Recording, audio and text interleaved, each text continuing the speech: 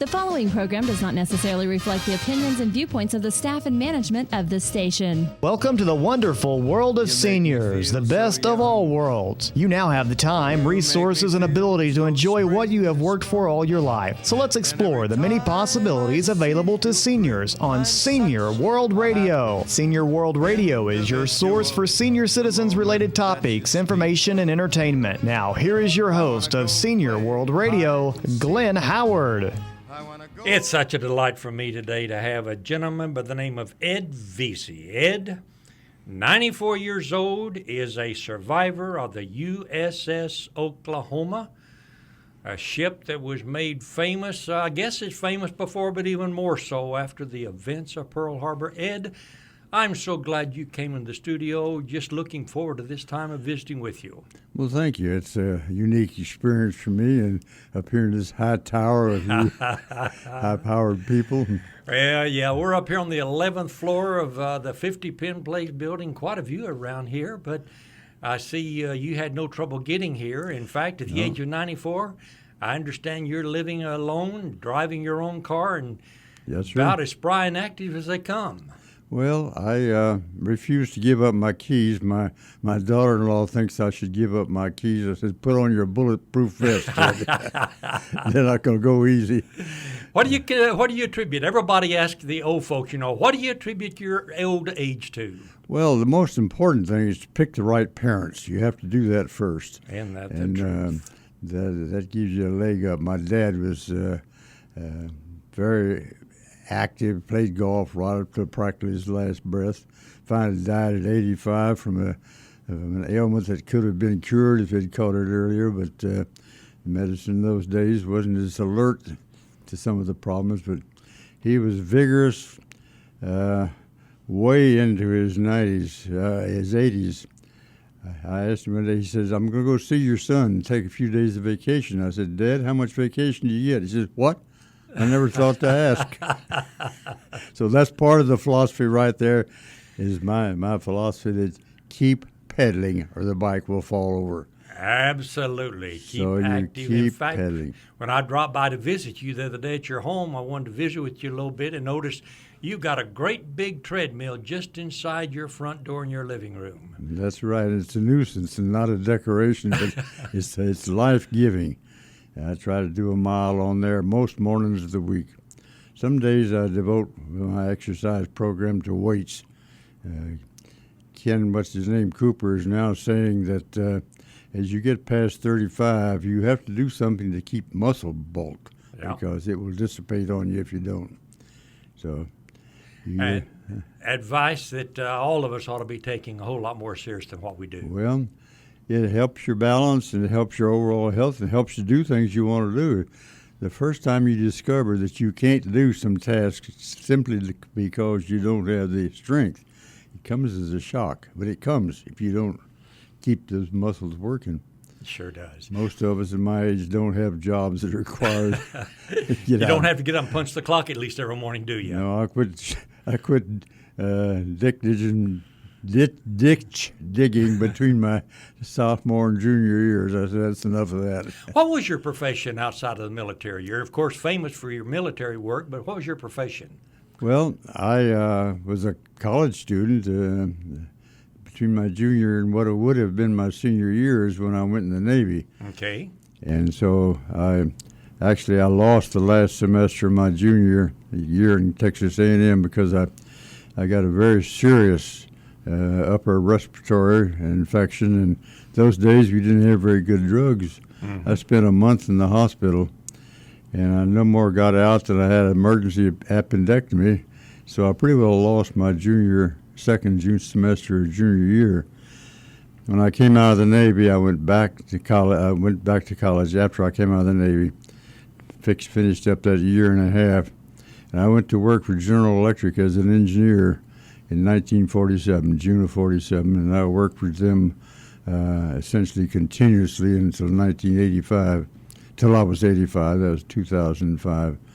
And so I was an engineer with GE all those years, and the beauty of working with a company like GE is you can have different careers and total career changes and never miss a day of pay. So And all stay with the same company. all stay with the same company, not the same location. Right. They were worse. They were worse than being in the military as far as being moved. Why did you go into the Navy between your junior and senior year? Were you drafted, or was that Well, fighting going on and they needed you? that was 1940, and the world was restless. I was not old enough for the official draft at that time, which started at 21, since I was still just 20. And I managed to salvage enough of my last semester of junior year to go to ROTC summer camp. That was part of the advanced ROTC training. That was 6 months of horror. Working out of San Antonio, Texas, Camp Bullis, living in a pup tent. I tell you, it was a contest in survival, just about. But I got home from that, and as I began to get conscious again and realize I was a human being, I had this nice letter from President Roosevelt inviting me to join the Navy. There you go. A beautiful program that consisted about of what OCS is in these days. It was a 1 month cruise and 3 months of very, very intensive academic work. And I graduated from that in February of 41 as an ensign, USNR, United States Reserve, Naval Reserve. So then I was ordered from there to the USS Oklahoma in April of 1941 and reported to the Oklahoma in Pearl Harbor. So that was my start of my Navy career, and didn't have the finished idea I was getting into. People try to call me a hero. I said, no, this nice, fatherly-looking senior officers gives you a little lecture on all the beauty of being in the Navy and gives you this little piece of paper to sign, and once you put your name on the bottom of that paper, your life is not your own. They got you. They got you, and these days, I guess you can buy your way out of the service. In those days, you were in.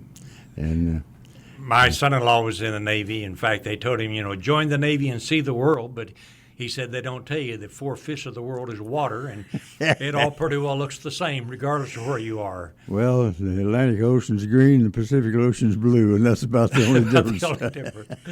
So then you were sent to Pearl Harbor in Hawaii, Right. Assigned to the U.S. Oklahoma. Right. I guess at that point you hadn't even been out to sea on the Oklahoma, had you? No, I didn't know there was an Oklahoma until I got the orders to the Oklahoma.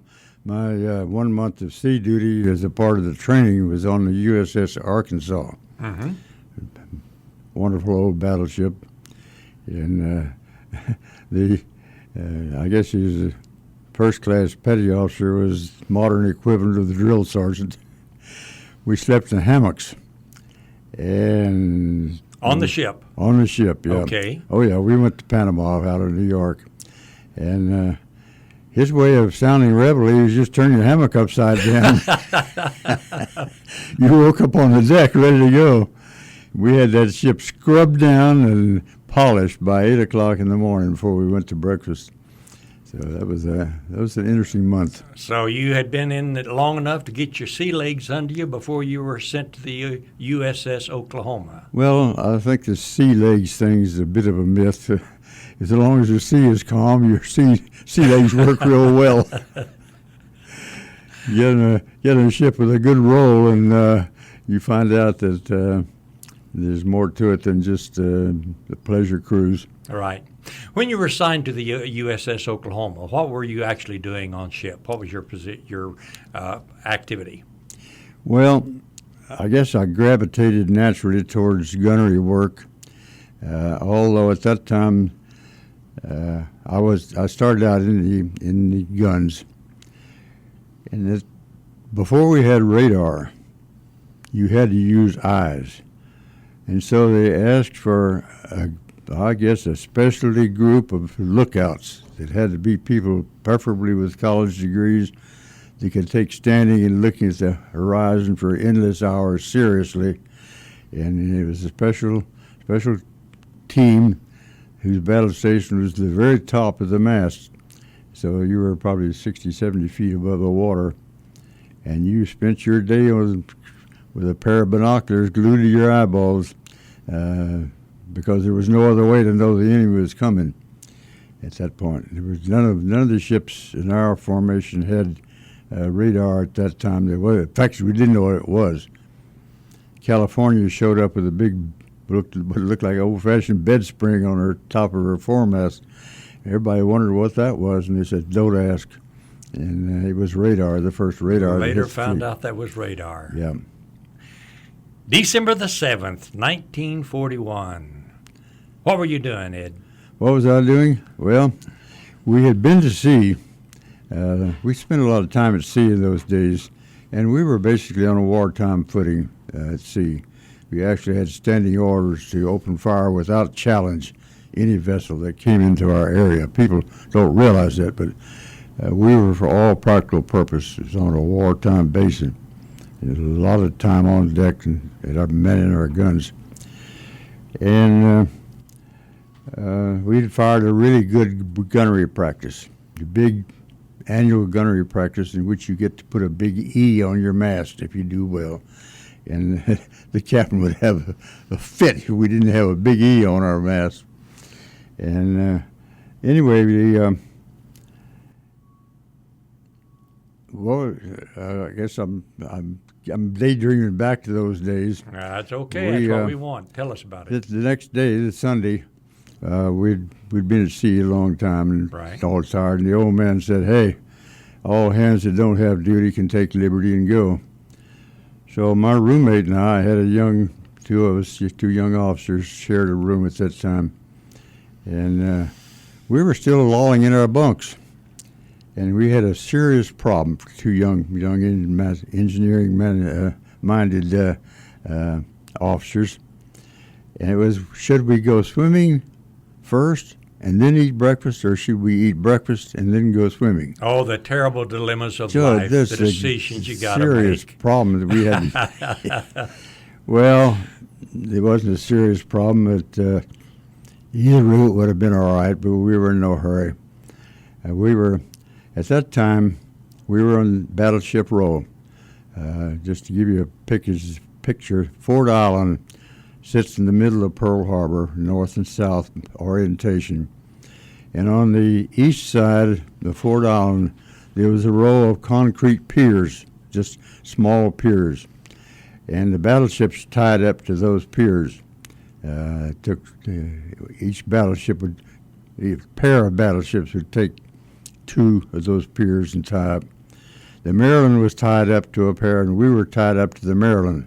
So the Maryland was alongside the island, and we were facing out in the channel, which happened to be a nice long channel called East Lock, which goes past what was in the submarine base. Ed, hold that thought right there. We got to take a break for a second. We're going to be coming right back. This is Glenn Howard, Senior World Radio, talking to Ed Vezey, survivor of the USS Oklahoma. Hey, don't go away. We'll be right back. You're nobody till somebody loves you. You're nobody. Have you ever had a problem, but it seemed like there was no one who could help? You spent hours calling around, being referred from one place to the next. Well, not anymore. I want to tell you about a free and easy-to-use service in Oklahoma. 211 is a simple 3-digit phone number to get help or to give help when you don't know where to turn. Dialing 211 only takes a minute, and you are connected with a caring Oklahoman who will help you find the assistance you've been looking for. With access to over 13,000 programs, Heartline 211 can connect you to local resources for many different needs, including health care, food, counseling, rent assistance, disability assistance, job services, and much more. 211 is a service of Heartline, a United Way partner agency. 211, the right first call to get help or give help 24 hours a day. Hi, my name's Jason Ledlow, president of UT Phone, the ultimate telephone service. We're proud to be a sponsor of Senior World Radio with Glenn Howard. UT Phone is dedicated to providing Oklahomans affordable telephone service all across our great state. We have Lifeline home phone service starting at just $1.95. That's right, just $1.95, and most of Oklahoma's seniors qualify for this reduced home phone service. They get to keep their old home phone number, and it even includes long distance. Another great feature of UT Phone's customers really like is that it includes repair service. That's right, any repairs at no additional charge. With many telephone services charging $40 to $50 per month, it makes sense to switch your service to UT Phone.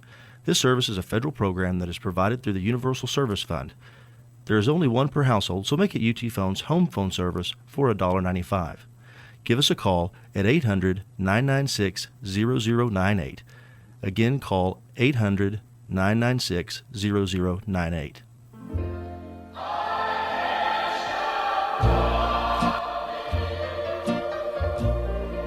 I've made up my mind to live in memory. Thanks so much for joining me. I'm Glenn Howard, Senior World Radio. I have Ed Vezey here in the studio with me. Ed is a survivor of the USS Oklahoma. Just before the break, we were talking about December the 7th, 1941. Ed was sharing with us some of the experiences in a life, or the day in the life of a naval officer on Pearl Harbor Day. Pick up there, Ed, and go ahead with your story. Well, as I mentioned before, we were making this decision of whether to go swimming or eat breakfast, and didn't really care which. And at about 5 minutes to 8, all of a sudden, the announcement came over: anti-aircraft battery personnel, man your stations. Just as calm and pleased as you please. So do you think it was a drill? Or? And our immediate response was, if they're going to throw a drill on Sunday morning, we're going to get dressed. So I just rolled out of my bunk and pulled off my pajama top when some young ensign who happened to be on deck and saw planes with red dots on the sides, he grabbed the microphone and he made the same report, only he used Navy language, right, which absolutely impossible for anybody to think of using on a battleship in those days. Well, that not only woke us up to the reality this was not a drill, but at that time we took the first hits and the ship shuddered. So now you were on the ship at that time. Yeah, on the ship, right, in our room, just stepping out of our bunks. So I grabbed my .45 and slipped my feet into my moccasins, had on my pajama pants, grabbed my pistol and bolted it on. My brand new, I still cry over that. Just bought a new cap, $17 I paid for that thing. Put that on and went off to battle. Well, Frank's battle station was below decks. The protocol at that time was an air attack, anti-aircraft personnel go topside. Everybody else goes below the armored deck for protection. And the standing joke between Frank and me, his name was Frank Flaherty. Standing joke was, well, Ed, in an air attack, I'll sit down in my nice cozy battle station, and when it's all over, I'll get a couple of sailors and a couple of swabs, and we'll come clean up whatever's left of you. Well, it didn't work out that way. It didn't work that way. Frank went to his battle station. He died there. He received the Congressional Medal of Honor for saving his crew at the cost of his own life. His crew was very vocal. If it hadn't been for Mr. Flaherty, we wouldn't have gotten out. We lost power very quickly, and as the ship rolled, he was in one of the main turrets. I'm sure all the ammunition began to break loose in there, and I'm sure he was caught. I don't know that. There's no clue as to what happened to him personally. But I went to my battle station, and even by the time I got there, the ship was covered with oil from the torpedoes striking the side. And we took at least 7 torpedoes, and they said maybe as many as 12. Our ship port side was just gone, and you couldn't really tell where the individual torpedoes had hit. But I got to my station, and I tried to get communication. And here's the real tragedy. Because we had an admiral inspection coming, we had to get the ready ammunition below decks. The ready ammunition was stored in lockers that had to be chilled in the tropics. And they were the jackets that covered those lockers leaked and stained the deck. Well, you can't have stained decks when the admiral's coming to spec, so we sent all ammunition below. There's people that thought we had ammunition topside, but I know better because I personally ordered my ammunition below, and I know my ammunition wasn't topside. Well, I was the only officer that reached battle station, and there were just one or two guys that had reached the station. Soon it became very obvious that we had lost power. We didn't hear any announcements there at all. It became obvious the ship was mortally wounded, and I told the guys, I said, let's get out of here. So they all scattered to their own choice of routes getting off. I very carefully folded my pistol belt and put it down and put my new hat right on top of it and headed for the high side of the ship. We rolled to port, just rolled like a log. And I followed the ship around as she rolled and eventually slid down the bottom when she had rolled over pretty far. And I messed around in the water there. Didn't think of it at the time, but you don't swim in Pearl Harbor. It was a cesspool in those days. Right. But it was covered with oil. And people don't realize it, but you can't swim in oil. You don't have enough buoyancy. So I swam around, looked at several options, and finally swam over to the Maryland. Some of the sailors there threw me a line, which I wrapped around myself, and they hauled me aboard. So 15 minutes from the time of the first alarm, I was standing on the top of the blisters on the side of the Maryland and looking back at my ship. So the SS Oklahoma went down in 15 minutes time. 15 minutes, you were either out of it or you were one of the few people that was rescued later by people penetrating the bottom. How many people do they think was lost in the USS Oklahoma? Well, you know, we didn't have computers in those days, so we Right. had only paper records, and they were all lost. We reconstructed those as best we could from the people that were there and memories. And there are some people that there were maybe 25 or 30 people just got rolled into the mud and are gone. We had 429 casualties, so the survivors must have been around 600. I don't know that any number was ever quoted, but about 600 survivors. But I'm not even going to try to tell you how you feel. I lost my pajama pants in the water, very nearly was killed Right. abandoning ship. It's not that simple. I think I was actually unconscious in the water for a while. When I came to, I was in a survival mode. But to stand first on the side of your own ship as it rolls, and then stand there on the side of the Maryland, look at your ship, the water running down the stack. The depth was such that as she was on her side, in that part of the roll, the water was rolling. Actually, you can see it going down the stack. And you are back to zero. I had nothing, no clothes, no watch, no glasses, no credit, no wallet, no identification, zero. I know how a refugee feels now, because I was a refugee for quite a while. And it was kind of funny what some people do. I finally was pulled up on the deck of the Maryland, covered with oil, staining their beautiful decks. And one of my sailors was in the group that pulled me aboard, and he said, "Hey, that's my division officer." And an old chief petty officer of the Maryland was standing there. He pulled his pants off, gave me his underwear, his shorts, put his pants back on. And so I had a uniform then of a pair of shorts, Wow. underwear. But they turned the salt water showers on. Yeah. I, along with some others, scrubbed as best we could, and somebody gave me a cut-off a dungaree shirt and a pair of dungaree trousers. And that was my uniform for the next 3 or 4 days. No shoes, no socks, no underwear. Ed, how long, as you stood there, did the Japanese continue to fire?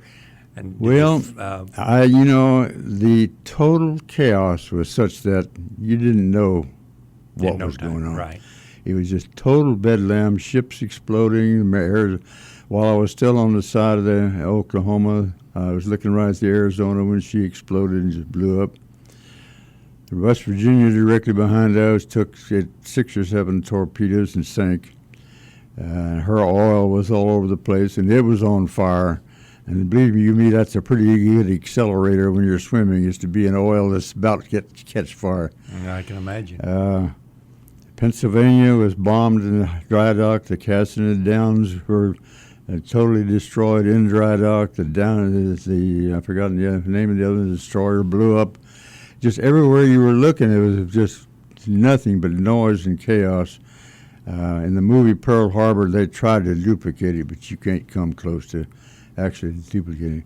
But bombs were going off everywhere. Torpedoes were going off. Some of the ships got underway, got firing underway. The Maryland was shooting right across what was left of the Oklahoma. Just total. I lost an eardrum out of the whole thing.